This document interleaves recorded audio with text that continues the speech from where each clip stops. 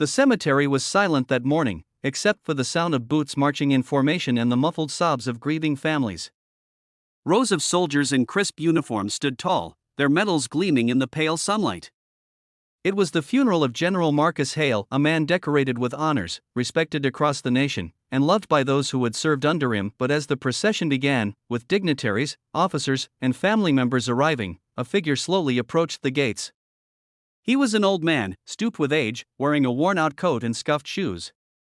His hat was tucked under his arm, and in his trembling hands he carried a small, faded photograph. His eyes, watery yet sharp, were fixed on the casket draped in the American flag. He tried to step forward, but immediately two guards blocked his way. "Sir, this is a restricted event," one of them said firmly. "Family and invited personnel only." The old man nodded quietly, his lips trembling as he spoke. "I served with him, long ago. Please, I just need a moment to say goodbye." The guards exchanged a glance. They were young, no more than in their 20s, and to them, he looked like just another stranger trying to intrude. "I'm sorry," one replied coldly. "You're not on the list. You'll have to leave." The man's shoulders sagged, his frail body shaking. He clutched the photograph closer to his chest. For a moment, it seemed he might turn away, but then he stood straighter, summoning strength from somewhere deep inside. "I was with him before any of you even knew his name. I was there the day he earned his first medal. I carried him out of a battlefield when we were both barely alive. And now, you're telling me I can't stand by him one last time?" The guard shifted uncomfortably. The funeral procession was moving ahead. The casket was about to be carried toward the grave. The old man's eyes filled with tears as he whispered, "Please, don't let me fail him now." Still, the guards held their ground. People were beginning to notice.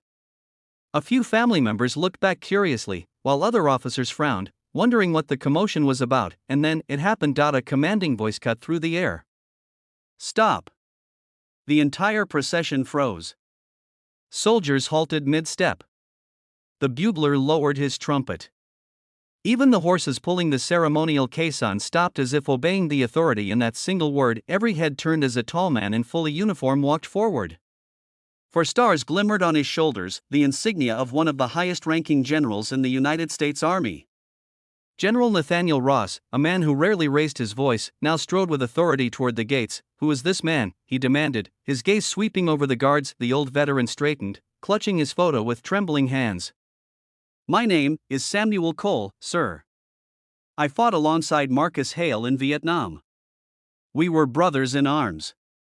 I promised him once that no matter what, I'd be there to see him off when his time came." His voice cracked. "But I wasn't invited. They said I don't belong." General Ross's eyes softened. Slowly, he reached out, taking the photograph from Samuel's shaking hands. He looked at it closely. It was a young Marcus Hale, barely out of his teens, with his arms slung around a fellow soldier, Samuel. Their faces were dirt-streaked, uniforms torn, but their smiles were wide and unbroken by war. Ross lifted his head. His voice carried the weight of command and emotion alike. "This man does not just belong here, he belongs at the front." The crowd gasped. The guards instantly stepped back, their faces pale with regret. Families and officers alike moved aside as Ross placed a steady hand on Samuel's shoulder. "Come with me, Sergeant. Let's send him off together." Tears streamed down Samuel's cheeks as he was guided forward. The entire procession bowed their heads in respect. Some saluted as the frail veteran passed. When he reached the casket, his knees nearly gave way, but Ross held him steady. Samuel placed his hand gently on the flag and whispered, "Rest easy, brother. We made it this far, together." The silence was profound.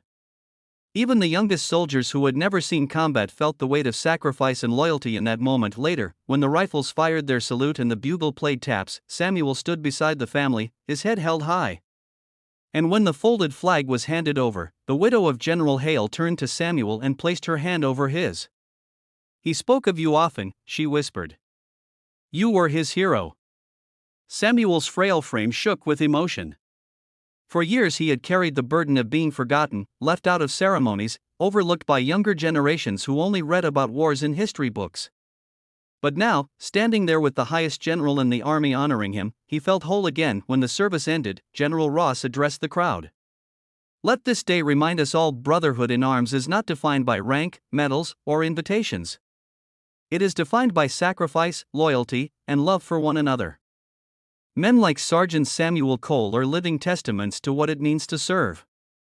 The old man, once turned away at the gate, had now become the heart of the funeral itself, and as Samuel walked slowly back down the path, leaning on his cane, every soldier he passed snapped to attention and saluted him, not just for his service long ago, but for the unbreakable bond he kept until the very end.